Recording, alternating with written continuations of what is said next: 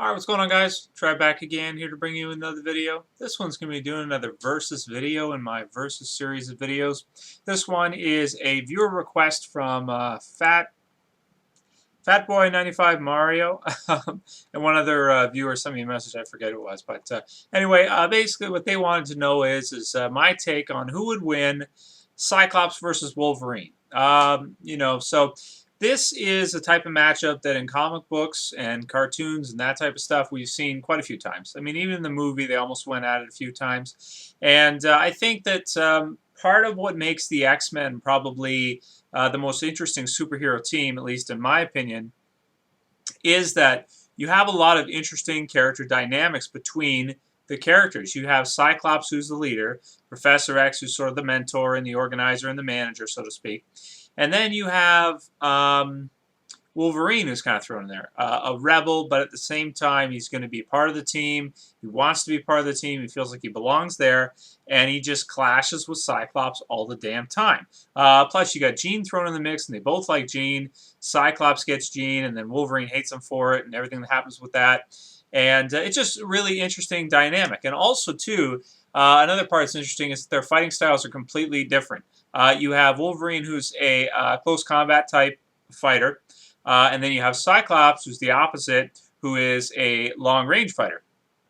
I mean, the longer the distance or the further the distance, within reason, the advantage has got to go to Cyclops, which I think it does matter what kind of a environment these two were to go at it in. For example, if they were to fight in some kind of grass plains or something like that, you'd probably have to give Cyclops the advantage. Or if they're going to fight inside like a city or something, or inside a building or something, you got to go with Wolverine.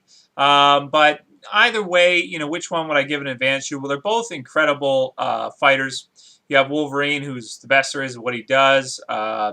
He's able to heal insanely quickly. He's got his sense of smell, his heightened senses, pheromones, hearing, tracking. Obviously got the claws, adamantium skeleton. What else? Is that it?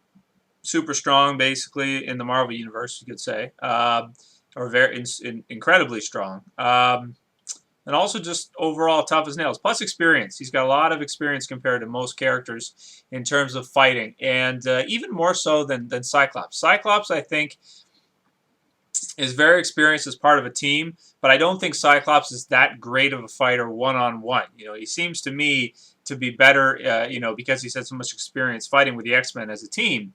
By himself, versus somebody like Wolverine one-on-one, probably wouldn't be too good. So overall, what's going to happen? How is it going to go down? Well, I think at the beginning, from a distance, until Wolverine closes the distance, Cyclops would probably have the advantage. Cyclops would probably be blasting him down, burning off his flesh, all that type of shit. Maybe knocking him back a few times, depending on the environment. But after a little while, you got to think that eventually, Wolverine's just going to heal back. And he's just going to keep coming. And, Cyclops is just not going to be able to keep him off him. And once he closes that distance, that's going to be it, man. A couple stabs and it'll be over really quick. So, yeah, I mean, I'm obviously going to pick Wolverine, and I got to admit, I am a little bit biased, but I'm probably not as biased as most people. Most people absolutely hate Cyclops. I actually like Cyclops quite a bit, but it depends on, who's writing him. It depends on which version, because he's gone through a huge character development over his, lifespan as a character. When he was starting out and the X-Men were young with Jean and everything, he was kind of a wuss, and then now in the last 10 years, maybe 10, 15 years, since New X-Men, Marvel sort of turned him into like a badass quite a bit. And, you'll have, like, for example, one I was reading was last week, was you have, I think it was X-Men where they were fighting the vampires, Dracula and all that, and Cyclops shoots Blade in the back with like a super adjusted fine laser and knocks him unconscious. That type of stuff you just wouldn't see the old Cyclops doing. And there's tons more examples of what Cyclops is doing in the comics right now that you would never have seen him, doing in the 80s and stuff. But that, too, has to do with the way that comics have, matured and sort of grown with the audience, because I don't think that younger kids are really getting into comic books, as much as people used to, because of technology and video games and stuff's really interesting like that. And video, there's so much out there that comic books, I think, have had to mature a lot and become darker and everything like that. But everything in media has done that. But Cyclops definitely has become a more badass character. But it doesn't matter. Wolverine still takes this. You know, Wolverine still got it. I mean, I think that Wolverine is the type of character that's a tough matchup for anybody. Because let's look at it. He doesn't get tired, right? He's extremely durable. So he heals really fast, you know. No matter what you do to him, he's going to come back. So a character can bash on him, and Wolverine will be all right. But if Wolverine comes back, a lot of characters like Cyclops, they can't take it.